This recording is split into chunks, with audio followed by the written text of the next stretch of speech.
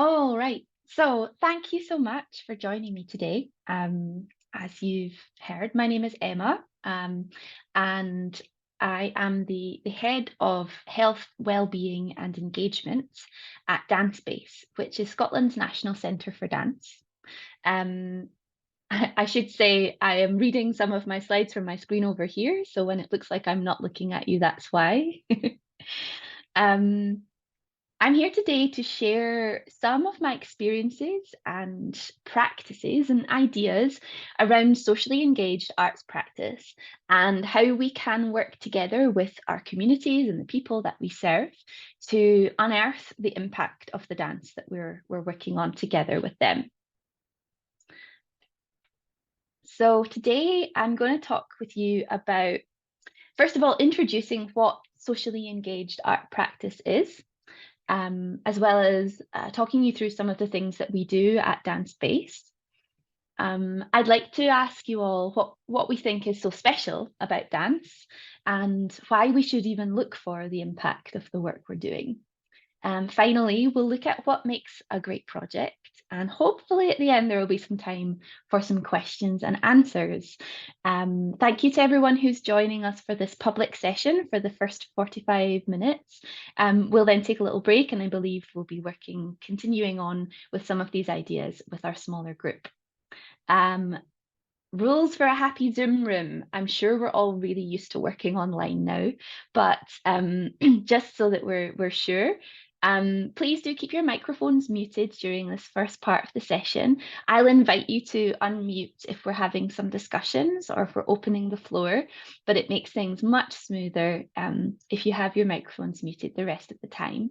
Please use the chat function, as some of you have already done, to give your welcomes and wishes this morning, to share any questions and thoughts that you might have throughout.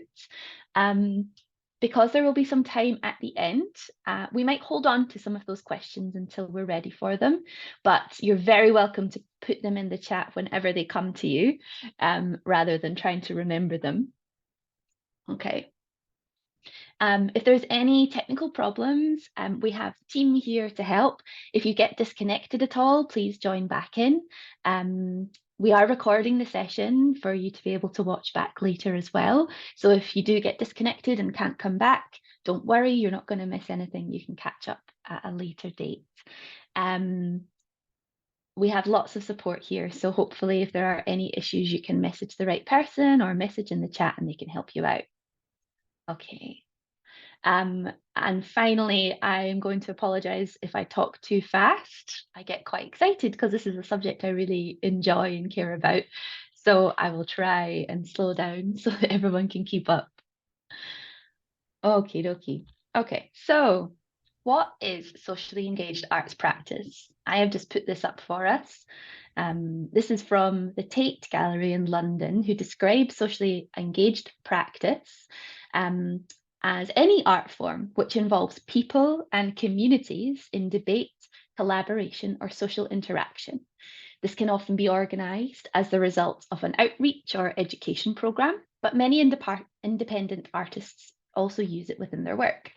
The participatory element of socially engaged practice is key, with the artworks created often holding less or equal importance to the collective act of creating them.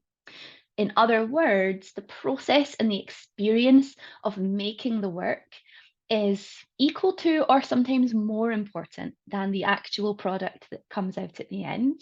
And for me, and for many, it's the people that are involved that make it. And those people are often non-artists, they're not professionals, and they are crucial co-creators and collaborators in the work. So for me, this really is just all about people. And that's why I think I enjoy this work so much. I thought I would show you what a career in socially engaged dance looks like, or at least what mine looks like. The beauty of it is that it is so wonderfully varied. I get to work with a lot of different people every day. I trained as a dance artist and I'm a contemporary dance specialist. And I developed a socially engaged practice quite early on in my career. I'm more interested in working with other people um, and people in the community rather than other professional dancers. Um, I'm interested in making dance more accessible as well and addressing reasons why people might not be dancing or might not think of themselves as dancers. The first job I had kind of after graduating and before really starting to even do much performance was in a really rural area of Scotland, and it's in the Highlands. And I was working with communities there in very widespread geographic locations where people were living in really hard to reach places and there weren't a lot of opportunities. I then moved into working in a disability focused inclusive dance company where I worked alongside disabled dancers. Um, I actually toured quite a lot with this company and even was lucky enough to come to Bogota, which was awesome. It's the only time I've ever been to Colombia, but I loved it. So when I was working in this company, I really learned how disabled people are excluded from dance in many ways. And this really challenged my notion of what dance is and what a dancer is, and what dancing bodies can do and can look like. Since then, I've worked across a range of projects with different communities and populations. So in the last few years, this has covered working with people with learning disabilities, people living with dementia, people living with Parkinson's, children living in deprived communities, and adults who are experiencing mental health problems, sometimes homelessness. There's a broad reach. Sometimes this role is that of a teacher, where I'm teaching a session. Sometimes it's more of a facilitator. And more recently, I've begun working as a project manager. So that's what I do in my current role at DanceBase. So I run a department called Health, Wellbeing and Engagement. That covers quite a lot of work. Um, I work with a small team, and all of the projects that we deliver are socially engaged and participatory in nature. Some work is more focused on health and well-being. So say our work with Parkinson's or dementia, or working even in hospital wards. That work is where dance is used to address a particular concern or stage some kind of intervention to address concerns or problems that people might have or share. We take a particular focus on neurological conditions and mental health because this is where we see we can have the biggest impact. In Scotland, we have an ageing population, so lots of our work is focused on older people and the conditions that they face, such as Parkinson's and dementia. Our engagement focused work isn't separate, it's another angle, another facet to the work that we do. Engagement work is more about reaching people who are underrepresented or excluded from dance, or perhaps living in certain places. And a lot of this work happens in partnership with others, other charities, other areas like the healthcare sector. Our engagement work focuses on working with children and young people or place in the community, and our inclusive dance is our classes for disabled people as well. Our vision is really of a world where dance can flourish, and we want to create the conditions for it to flourish. We don't always have to be the leaders in that. We can help to create things or to set the stage for other people to make things happen as well. We do a lot of work with professional dancers, but equally a lot of work with communities too. And we want everyone to experience the benefits of dance. And the biggest thing for me is that I believe that dance is for everyone. So on that nature, or on the next step in that thought of dance being for everyone, I wanted to ask you what you think, or why might dance not be accessible to everybody? I want you to just have a think about this. We're going to have a discussion later on in the session, but I'm worried that I'll talk too much and we're going to run out of time. So why might dance not be accessible for people? Some of the things I thought, but they might not be all the reasons. We might have physical factors such as age and aging or disability, as I've just mentioned. We might have socioeconomic factors. Training in dance can be really expensive. Maybe it isn't offered to you in your school or your community. Maybe you live too far away and there's not somewhere that you can do it. Dance is quite unique in that you need a bit of space to do it, and often you need other people to do it with. So it maybe is different from someone who is a painter who can set up in their own living room and produce amazing art. But for dancers, I think we need more space. We need some more resources, whether that's people or other things, to be able to do our work. So sometimes where you are in terms of location can really get in the way. And there's this idea of societal expectations or assumptions that people might have about dance. Maybe people think it's not for me. This is something people say to me all the time when I'm working with them. Oh, I'm not a dancer. Oh, I don't dance. Sometimes people say maybe it's about an assumption based on gender, that actually it's only for boys. Certainly in this country, that's what I find. Some styles are favoured over others. Again, in this country, things like ballet are much more heavily resourced and respected than things like hip hop. That's starting to change slowly, but I think we've got quite a long way to go. And there's an idea that dancers need to look a certain way, often thin, non-disabled, young. And if you're an older dancer, maybe living with a condition like Parkinson's, that I've mentioned already, that can make you think, well, that's not me. So I like to have this in my mind as I frame most of the work I do around impact and evaluation of work that we do, because this sets the scene and that gives you context for where people might be coming from and the problems that they might be dealing with and working through. So I would like you to help me with this question. You can put your ideas in the chat. You can raise your hand and unmute yourselves when you're invited to. What makes dance special, and what do you think it can do for people? We're going to take a few minutes on this. So please do send me your thoughts. What do you think dance can do for people? Please do raise your hand if you'd like to say anything.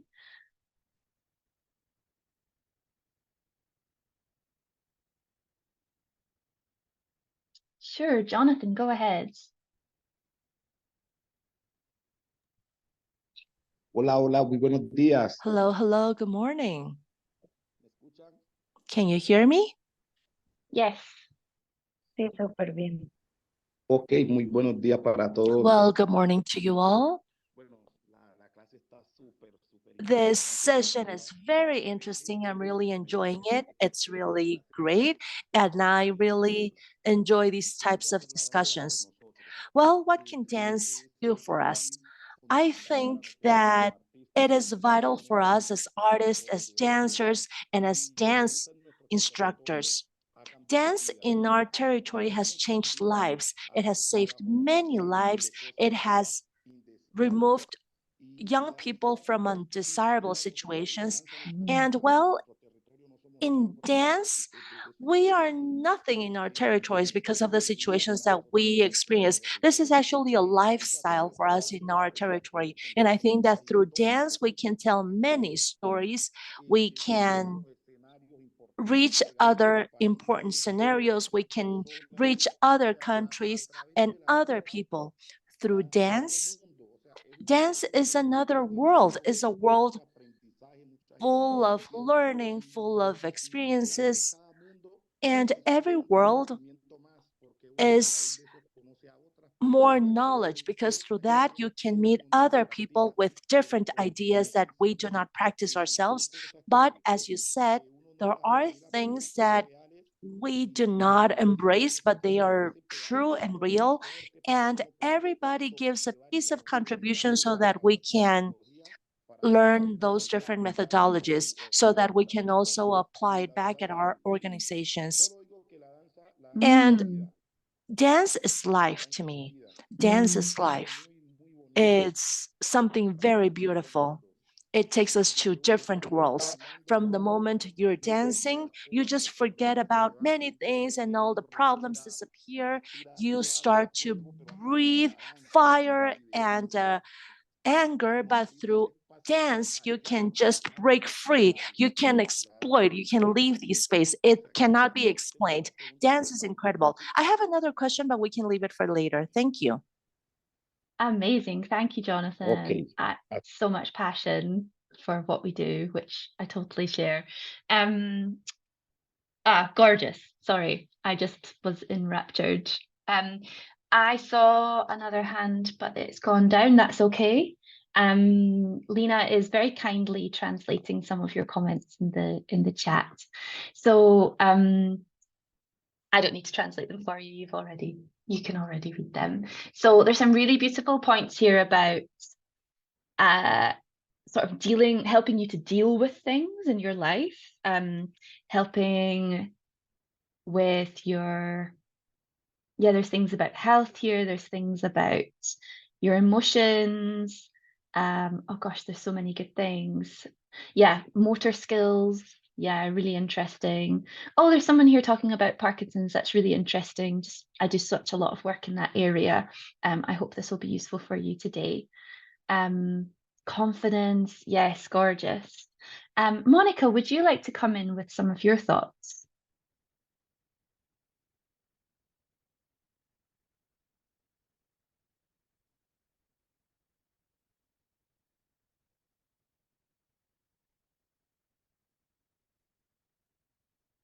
No worries. Monica, you're very Mónica, creo welcome. que ya le dimos el permiso de abrir el We micrófono. have just given Monica permission to activate her mic. Oh, great. Can you hear me? Yes, we can hear you now. Yes.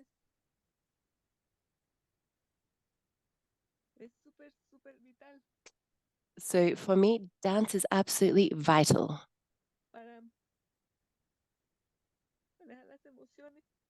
to find an outlet for your emotions. Mm. Dance gives me life, as I literally fight for my life. But my daughter is also a dancer, so we complement one another. Dance truly gives me life. Amazing. Thank you so much, Monica. Gorgeous. I'm now really embarrassed about the slide that I've made next with my answers because they're nowhere near as good as yours. But that's the beauty of collaborating, isn't it? So some of the things that I was thinking about, it's physical. A few people have talked about this. It's mental, and I believe that as being a emotional and on a cognitive level. It's creative and it's social. Not only that, there's elements of spiritualism or ritualistic.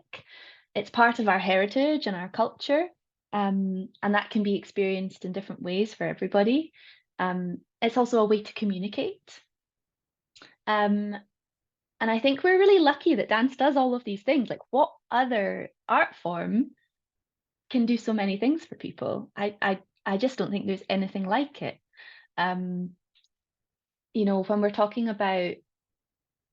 talk about what it does for people physically, there's those, you know, cardiovascular, like fitness, you can get stronger, you can become more flexible maybe.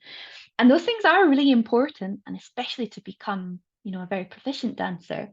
But I find that's almost where people stop in terms of what they think it can do, especially people who aren't doing it, who maybe people I'm talking to who say fund dancing, they maybe don't understand that it goes so much beyond just the physical nature of dancing.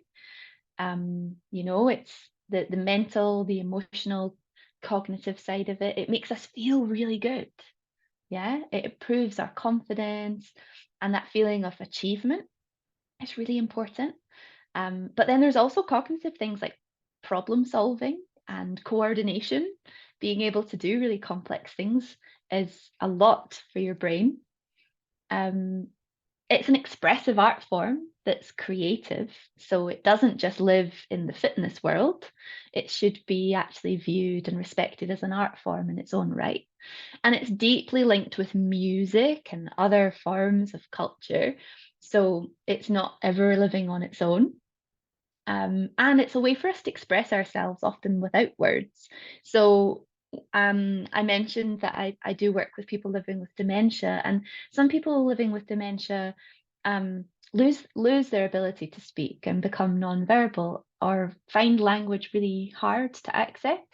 And actually being able to communicate physically and through your face and your body removes sometimes that stress or anxiety about not being able to express yourself in the way that you want to. I also, Lena very kindly helped me have a look at what some things that are going on in Colombia. And I found a really nice example from La Fundación Parkinson de Colombia, so the Parkinson's Foundation, who also use dance in their delivery. And they talked about using dance and music styles like reggaeton and salsa. But they found that the biggest impact was when they used cumbia, because they said there was something that moves all of us. We feel it and it resonates with our identity on the deepest level. And I found that so interesting, because actually it's so built in to our identity, dance and music and culture, that the most effective way is actually to find something that you really enjoy and are very passionate about.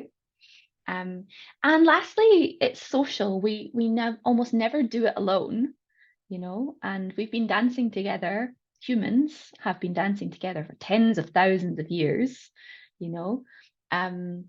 It's not something new, but actually we have maybe lost a little bit of that connection. It also gives us ways to interact and empathize with others. Monica, I see your hand raised there. Please do go ahead and follow up.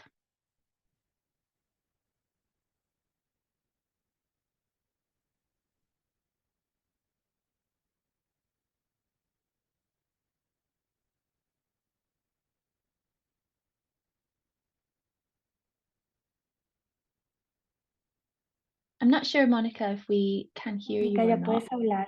¿Me escuchan? ¿Me escuchan? Can you hear me? Good morning again.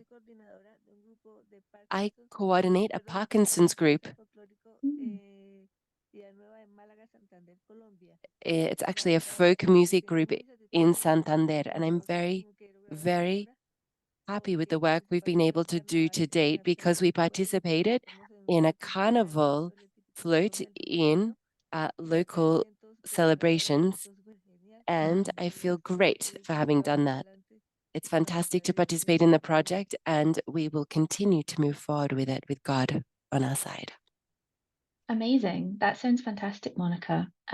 Please do get in touch with me, by the way, at the end, and we can talk more about Parkinson's dance stuff.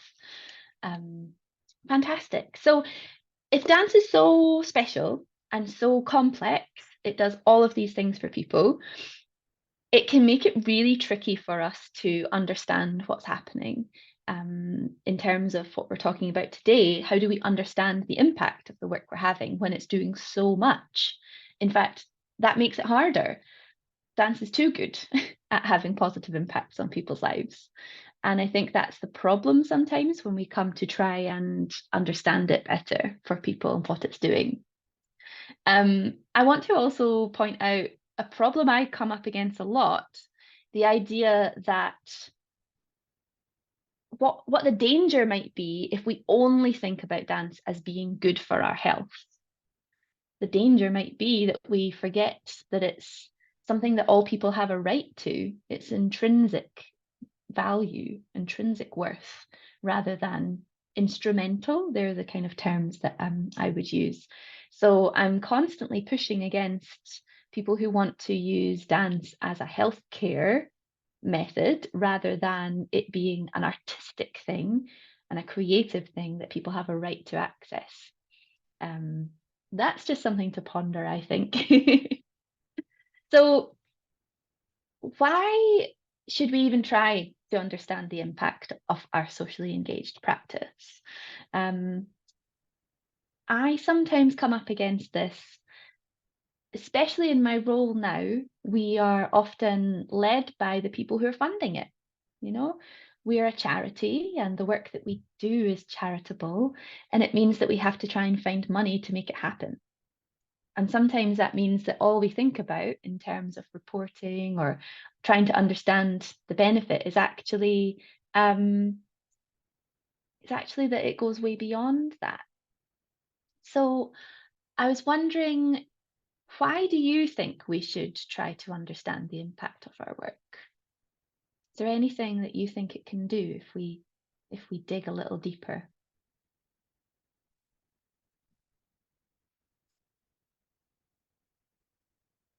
Sure. Monica, I see you there. Go ahead. Esto, para mí, o sea, Yes. tanto como nosotros entender la parte de la danza no es tanto, sino la sociedad es la que nos debe comprender que por Not only is it about us trying to understand dance, it's also about society understanding us. We are trying to lead expression. We are trying to deal with our own anguish. For me, dance is a way to deal with a lot of things we have repressed. Yes, thank you. That's so true. It's actually goes beyond us into the rest of the world, hopefully. Jonathan, I see you there. Go ahead. Sí. Claro que sí. Yes. Bueno, yo pregunto, I have a question. ¿por qué no le dan como el valor, o sea, por qué no le dan el valor que la danza se merece? Why is dance not given the value that it deserves? It's something truly inexplicable. There are people, those among us, who are from different regions and territories, and we don't receive the respect that we deserve. We are not given the chance to really show what we can do. We don't have the chance to take dance to other spaces. This is a great source of indignation for us because we work in pro of dance and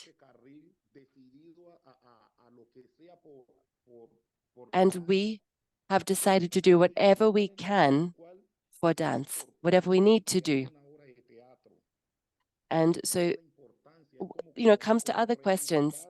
Why is it so important to put together theater shows?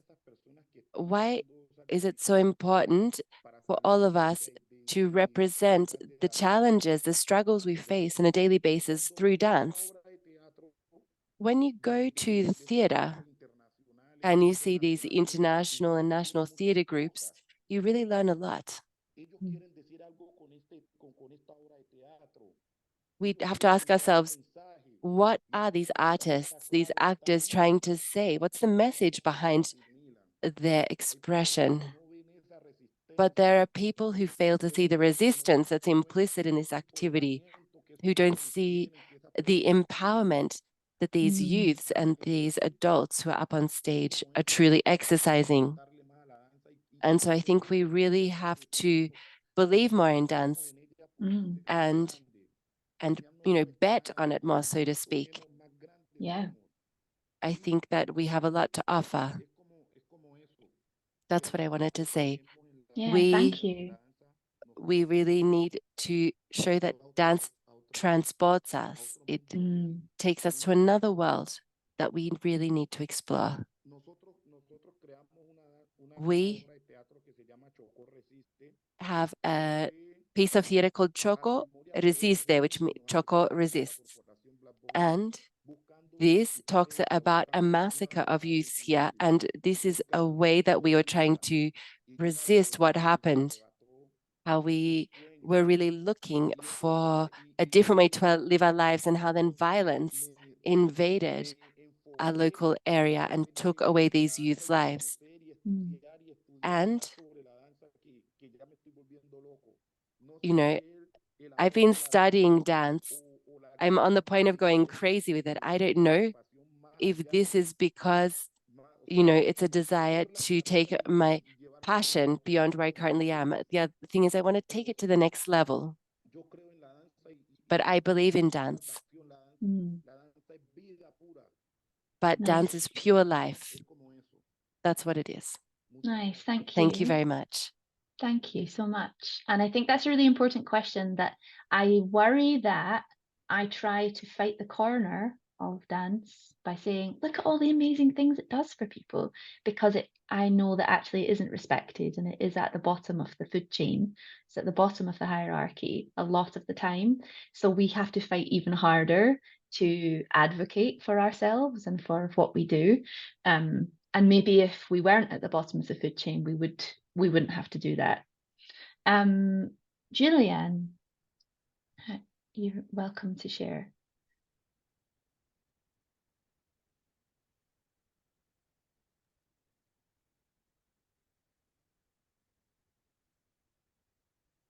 Juli, tienes el micrófono en mute. No te estamos escuchando. Julian, you have your mic muted. We can't hear you. ¿Me escuchan? Ahora sí. Can you hear me now? Yes? Sí. Ok. Para mí es muy importante entender el impacto. For me, it's truly difficult, or rather important, to understand La danza es un vehículo de doble vía, ¿no? that dance is a two-way vehicle. O sea, es como un intercambio de información. It's an information exchange. We exchange energy, we exchange experiences. So when I'm teaching a dance class, I am the teacher and student at the same time. And so I feel I can generate an impact from a position of humility. I really need to be clear that the people who I am teaching are also teaching me about the process they're undergoing in the program. And in other spheres, it's important to know if what I'm doing is the right thing. Am I actually fulfilling the goals that I have set? Or do other things arise along the way? I really need to be aware of the reality that I'm working with, because it's happened to me that I've gone along to teach a dance class with certain preconceived ideas in mind. But if I don't listen to participants, if I don't actually look at what's happening, then the project can fail. Yeah, definitely. And the other thing we have to do is systematize. So when I can have a clear understanding of the impact on the community that I'm working on, then this can also have an impact on additional communities. And the community itself will let me know. So I think this is also something to keep in mind for funding when it comes to talking with private and public sector partners, you know, to be able to say to them, look, these are the benefits of the process that I'm engaged in. Because this is what I'm doing, these are the results, here are the testimonials of the people that I'm working with. So I think that this feedback is also important. It's about understanding this impact so it can be replicated in other spaces and also connect other people to what I'm doing. Nice. Yeah, thank you so much, Gillian. Thank you, everybody. I'm going to just move on to share some of the things that I think about when we're trying to understand the impact of the work we do. Most of these things have been mentioned already, which was exactly what I was hoping for. So first of all, for me, why should we understand the impact? Why should we understand what's going on? It's to keep people safe. We're working with people, you know, we have a responsibility to them. We have a responsibility to the people that we're working with to keep them safe, and make sure that they're having a good time, you know, that they're not going to be hurt or upset or anything like that. As I think Julian mentioned, it's also about making sure that you're achieving what you set out to achieve. If we're starting something with an idea of what we hope to get from it, we want to make sure we're seeing that through and we're realizing that vision. It helps us to learn what is or isn't working, as you mentioned as well. And for ourselves, to know what's working as a practitioner in the room, to know how to make it better on the sort of minute level. But then it also feeds into developing new knowledge, which can be used more broadly and shared with others. So maybe that's a piece of research that actually will benefit your group and everyone else working with groups like yours in other parts of the country or even in other parts of the world. It also helps us to be accountable. And as we mentioned, reporting to our funders and our collaborators. But notice that this reporting to funders shouldn't be our first priority. I think all of these things should come first, and then we can give them what they need as well. And that also helps us to advocate for our work, as we've all talked about so much today. We all appreciate that dance is maybe at the bottom of the food chain in terms of the arts. So these sorts of things help us to advocate. And it helps us to understand how we might connect with those national initiatives, like things like our public health or public education sectors, where we actually can have a big influence and an impact, but perhaps they don't appreciate or maybe understand how we can interact and collaborate. So we've talked a little about the impact that dance can have and the ways or the reasons for doing this kind of impact. I don't want to call it analysis, but let's call it that, evidencing the impact of our work. Often for me, I call those evaluations because it's not quite as high level as like a piece of academic research, but it is working on that kind of evaluation level that we're doing internally, but we are maybe sharing it with other people. So I want to finish today in this section, this part of the session, sorry, to go through almost like a step-by-step of what makes a great research project. I've called it research, but it can be research for ourselves or research in a small, quite informal way. Let's use that word research about evidencing impact. What makes a really great project, okay? I want you to make sure that next time you're doing a project with people, this is the process that you go through when you're thinking about how do I want to evidence the impact here, or how do I want to understand how we're achieving what we're trying to achieve here. So what is the problem that you're trying to solve, i.e. what's the need? Yeah, is there a need for this project? Have people told you they need it or want it? Have you found some evidence elsewhere that tells you this is something that's really needed? Then what is it that you're trying to find out? Is it that I want to find out if by doing this, people improve their confidence, and then think about who you're going to find it out from. I've put participants here, and we Julian talked about like the people that you teach, okay? So they could be your participants, but equally for dance artists, you can be your own participant. You can be finding out from yourself, as well as the other people you're working with. And then we want to think about what's the best way to achieve those things. Yeah, quite often I have colleagues who will jump in and say, let's do a questionnaire. We'll put a questionnaire out. But we haven't really thought about what it is we're trying to find out and if a questionnaire is the best way to do that. So I like to go through these first 4 points. Sorry, I missed one out. Number 4. Go through those first 4 points before you start thinking about the method. So I missed out, why are you asking? And I think that's an important question too, that often gets missed. Once you've decided on the method, am I going to chat to people, do an interview, put out a questionnaire, write a journal about my reflections on the process? How much time and energy do you actually have to do this? Because most of the time I overpromise. So this is a lesson learned from me that I am going to pass on to you. Try and do something that's reasonable with the resources and the time that you have. And then think about who is the audience for that finding. That previous slide where we talked about, why are we even doing this? Who's it for? Is it for us to learn from ourselves? Is it for the benefit of the people who are taking part? Is it for the organization, say like mine, to learn how to do things better? Is it that we're doing a piece of academic research with a university who's going to help us to write a really well researched piece of academic work that's going to get published, which could maybe benefit other people beyond it? Is it for the benefit of our funder because we need to? We have a requirement to report to them. And so we need to find out what's important to them as well and find a way to present it that makes sense to those people, that's the most appropriate.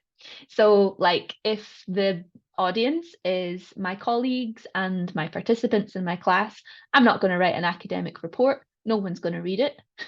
But what we might do is a one-page little newsletter that has some pictures or maybe a graph that shows what we found. That way it's actually going to have impact as well by reaching the right people and talking to them in the right way. I also have a couple of top tips for you. A great research project is planned from the beginning. Don't wait till the end to then think about what you're going to find out. It's already too late. The magic that we've all talked about today is what happens in the room with the people as they're dancing. So let's try and use that as the thing that we're learning from, rather than just asking them about it afterwards, once they've forgotten already. Try to be specific. Don't try to do too much at once, as I often do. Try and, if there's one thing you want to find out, really find that one thing rather than trying to find out 20 things not very well. And lastly, a good research project is ethical and it considers what's best for the people involved. Really think about how to keep them safe and think about what they need. I gave that example of my work with people living with dementia recently, and when doing some evaluation and impact work with them, we had to really think about the best way to do that because some of the participants struggled to speak. Some of the participants with dementia and the way it affects your memory and your cognitive process, asking them afterwards wasn't effective because they had already lost their memory of it. So we had to design a project which took place in the moment that the dancing was happening, so that we could ask people and chat to them and observe them doing the activity, because that's where we're going to see the biggest impact. Or even thinking about, if you want to interview someone, but they're vulnerable, maybe they have someone come with them to take part in the interview with them to give support. So this ethical consideration is something I really want you to take on board, because we have a responsibility to the people that we're working with, whether that's yourself or your colleague or members of the public that you're working with. I'm aware that we're reaching sort of the end of this first part of the session.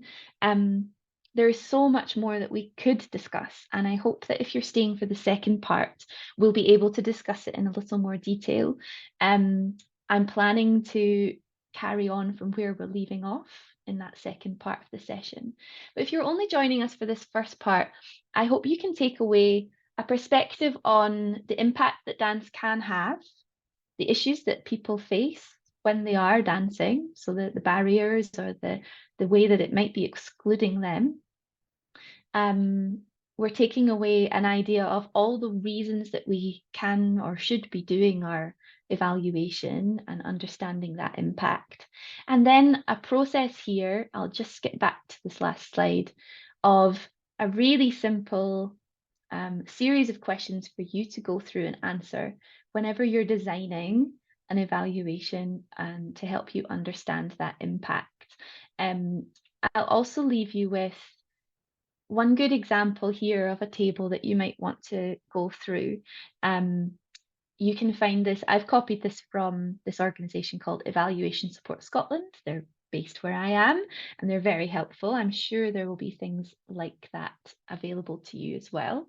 But this is what's called a logic model, and it's quite formulaic, and you can fill in this template for yourself when you're thinking about the work that you're doing. What's most important that we haven't quite touched on is this idea of short, medium, and then long-term impacts. If we're only working with people for a short period of time, you'll probably only be likely to notice what the short-term impact is. But that short engagement that you might have had with someone may go on to have medium and long-term impacts if it, as some people have already said, you know, it really can touch people's lives and change lives. So you might be able to think about the ways that it reaches, impacts people over a longer period of time.